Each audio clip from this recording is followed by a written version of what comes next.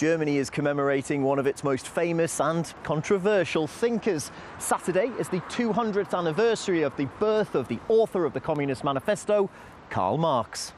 To say that his ideas of class struggle and the overthrow of the ruling classes by the workers were and remain divisive here, well, that is beyond understatement.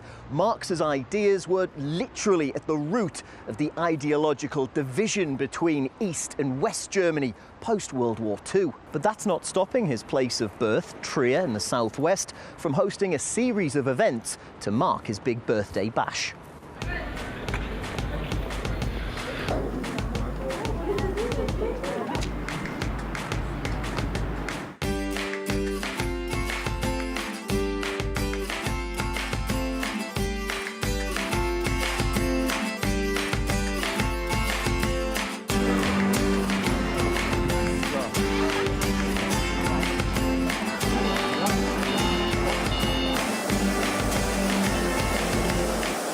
It surprised many when it was announced that the guest of honour at the big party in Trier would be Jean-Claude Juncker.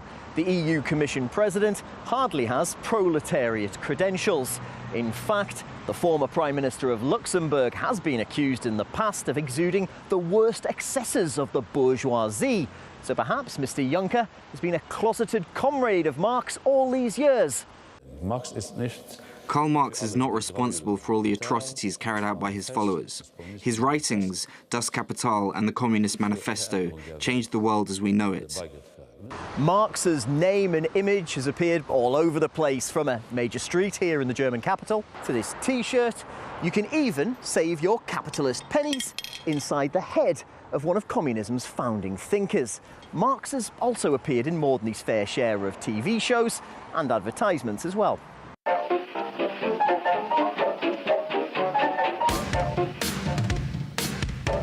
Well done, Karl. One final question, and that beautiful, non-materialistic lounge suite will be yours. Who won the English Football Cup in 1949? The workers controlled the means of production. The struggle of the urban proletariat. No, it was Wolverhampton Wanderers who beat Leicester 3-1.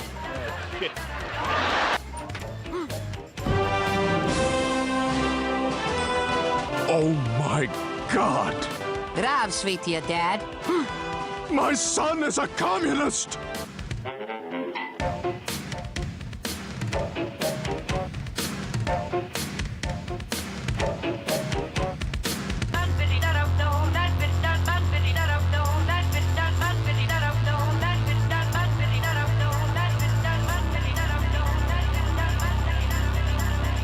The ideas put forward by Marx, seen here alongside Friedrich Engels, haven't been consigned to the 19th, or for that matter, the 20th centuries. A recent poll of people from 28 different nations showed that half of them said that to get a better society, we should follow socialist ideals.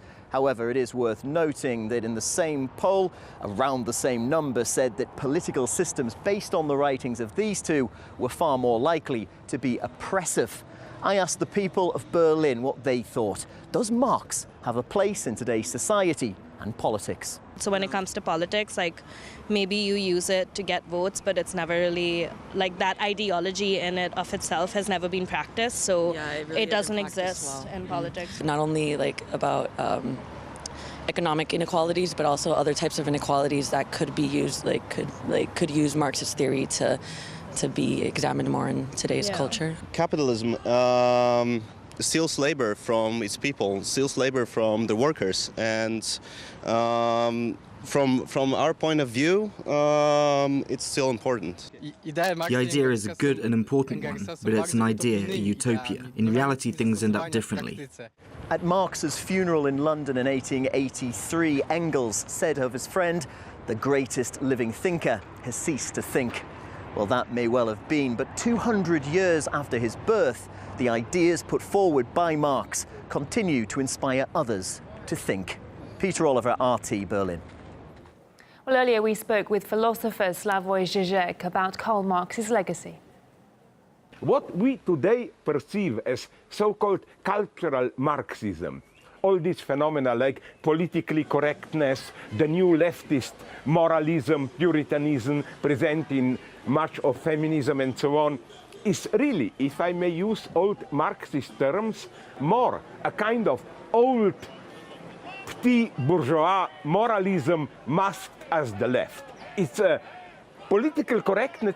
If you ask me why Trump won as a reaction to it, political correctness is the last liberal bourgeois defense against a true emancipatory social and economic movement.